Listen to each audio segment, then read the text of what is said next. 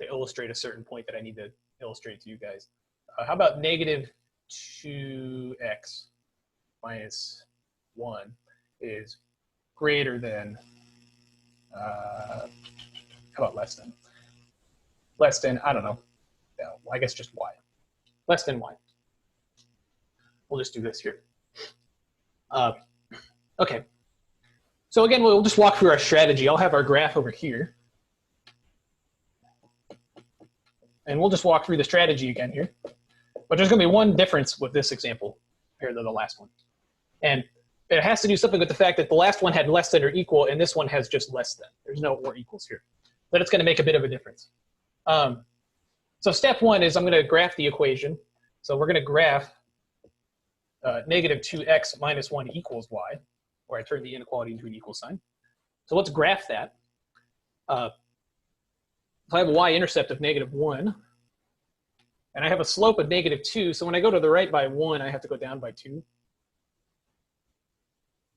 So something like this would be my line. Okay.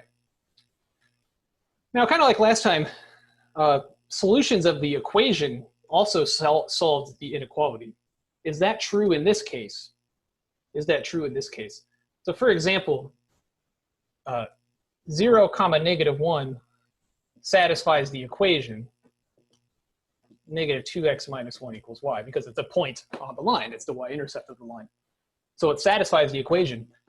Does it satisfy the inequality? Well, let's try it, right? Let's plug in 0, negative 1 into the inequality. 0 for up here will give me 0. Minus 1 will give me minus 1. So I think what I get is negative 1 is less than negative 1. Is this true? Is negative 1 less than negative 1? Well, no. This is false. Because negative 1 is equal to negative 1, but I'm not allowing for equals here. This is strictly less than. So this is a false statement. So it turns out in this case, things on the line are actually not solutions to the inequality. So the line, the points on the line are not solutions of the inequality.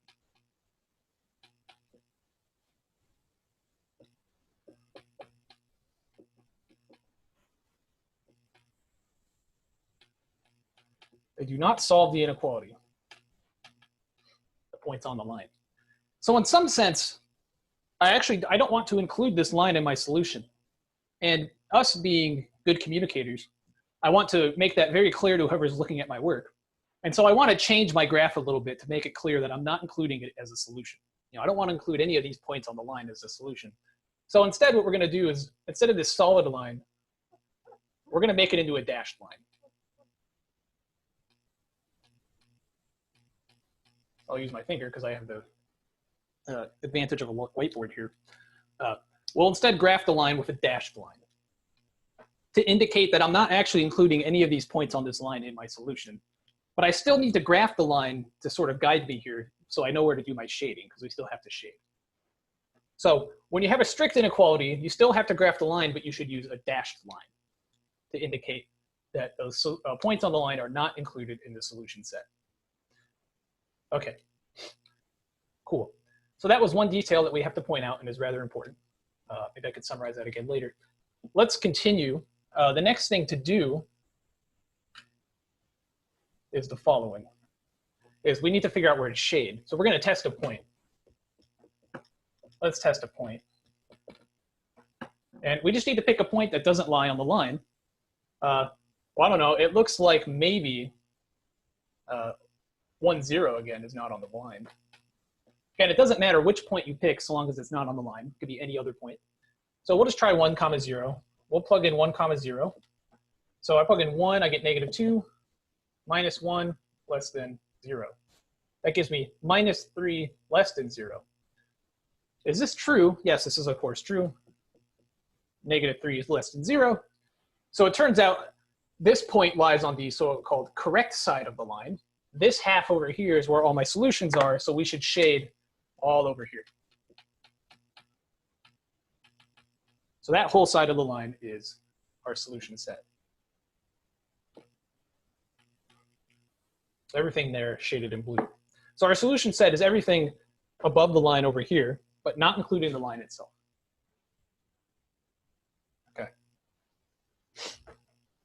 So I will pause again to see if there are any questions. So we're done with this example.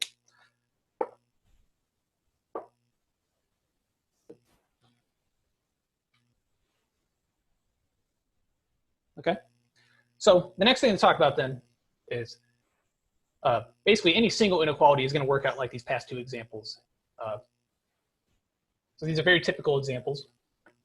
The next question is, what do I do if I give you like a bunch of inequalities? You know, like in our linear programming problems, our constraints are a system of inequalities. So we have a bunch of inequalities grouped together.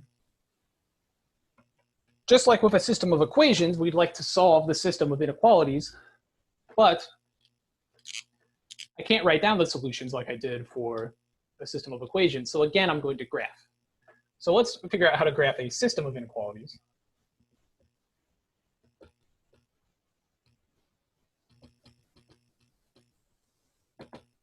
And really, the overall strategy is pretty simple.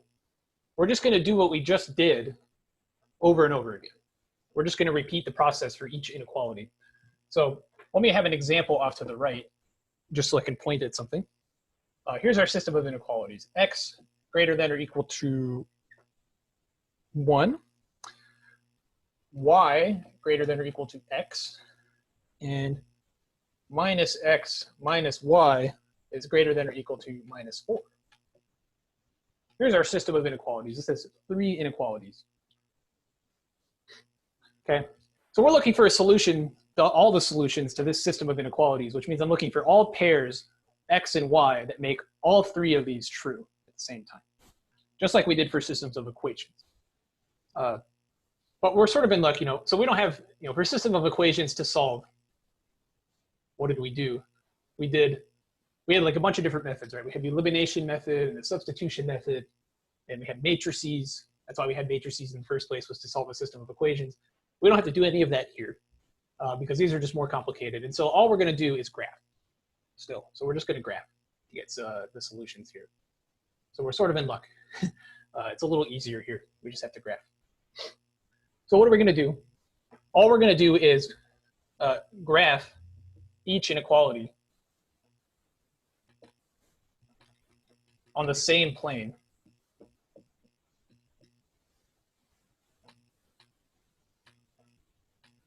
So we're going to graph them all in the same picture. Put them all in the same picture. So I'm going to have shadings for all of them. Those shadings, hopefully, are all going to overlap. And so if all shadings overlap, that's our solution.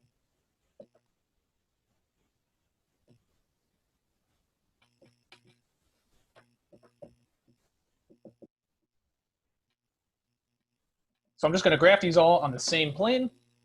If the shadings for all 3 inequalities overlap with each other, then that's our solution spot. And it gets a special name, the solution. The solution set is called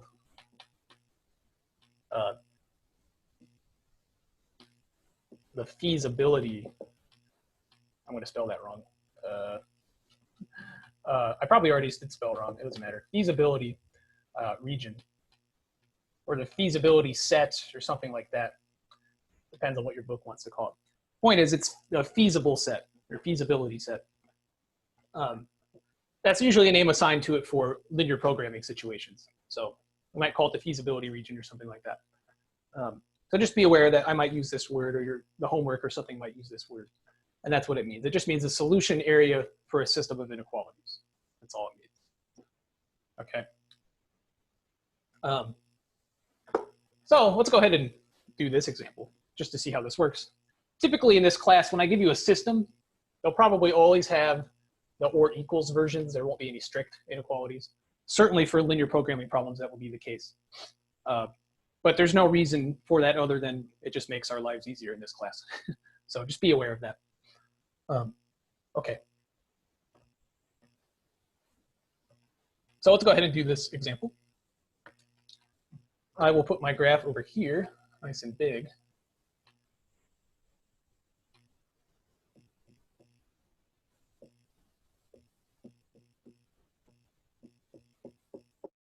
Okay. So I just need to graph each inequality individually. I'm going to use colors. I think. Hopefully they'll show up okay on the camera. I got new markers, so I think it should be okay. We'll graph this first one in red. If it's not clear, I'll make sure to highlight things in black later. But let's do this first inequality in red. So this says x is greater than or equal to 1. So what are we supposed to graph? We're supposed to graph the equation that I get when I replace this with equals. So I'm supposed to graph x equals 1. X equals 1. What's the line x equals 1? So way back in chapter 5, we discussed this kind of thing. X equals 1 is a vertical line, and it has x-intercept equal to 1. So I go to where x is 1, and I draw a vertical line. And I messed up. It's a little crooked, but there we go. There's a vertical line through x equals 1. Now I need to find out where to shade. I either need to shade to the left of that line or to the right of that line. I could go ahead and test a point, but I'll let, we could take a sort of shortcut and realize that if I say x is greater than or equal to 1, what I'm saying is that the x-coordinate is greater than or equal to 1. As I move along the x-axis, greater than means go to the right. And so if x is greater than or equal to 1, I'm really asking to shade to the right of this line. So just by sort of inspecting the inequality, we can see I should shade to the right. If you don't like that, you can test a point. Just pick a point not on the line and test it like we did the other inequalities. But I'm going to take that shortcut and say x is greater than or equal to 1 means shade to the right of the line. This works for a vertical line. So we shade over here, all to the right of the line. Okay. So there's our first inequality. Up next, we have another one. I don't know if I want to use, but the green marker is not super good. Try purple, see what happens. Let's try this with purple. Let's graph this next one, y is greater than or equal to x.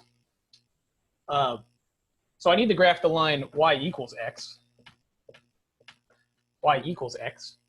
So this is technically in slope-intercept form. It may not look like it, but it is. The slope is 1, and the y-intercept is 0.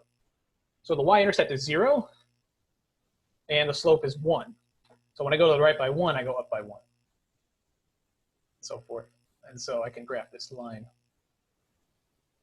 So purple line. Okay.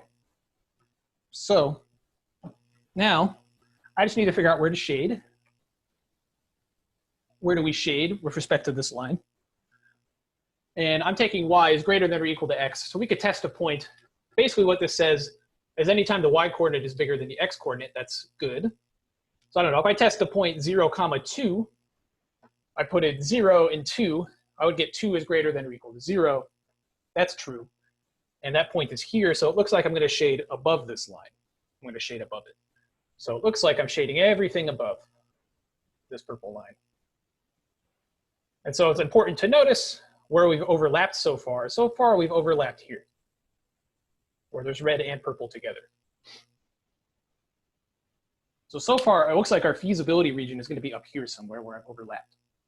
But I have one more inequality to do. That's this guy. This negative x minus y is greater than or equal to negative 4. So let's graph that. If I have negative x minus y equals negative 4, make it into the equation, I need to graph this line. Let's solve this in the slope-intercept form. It looks like it should be y equals negative x plus 4, I think. Add y to both sides, add 4 to both sides. Should get y equals negative x plus 4. So our slope-intercept is 4, which is here. And our slope is negative 1. So when I go to the right by 1, I go down by 1. So we're here, here. I'm just going to put in enough points so to get a not super sloppy drawing. And then we just connect the dots. There's my line for that equation, or that inequality. And now the question is, where do I graph? Well, I just need to test a point not on the line. I don't know. 0, 2 again is not on my line. So let's test that. Take 0, 2. What happens? 0 and 2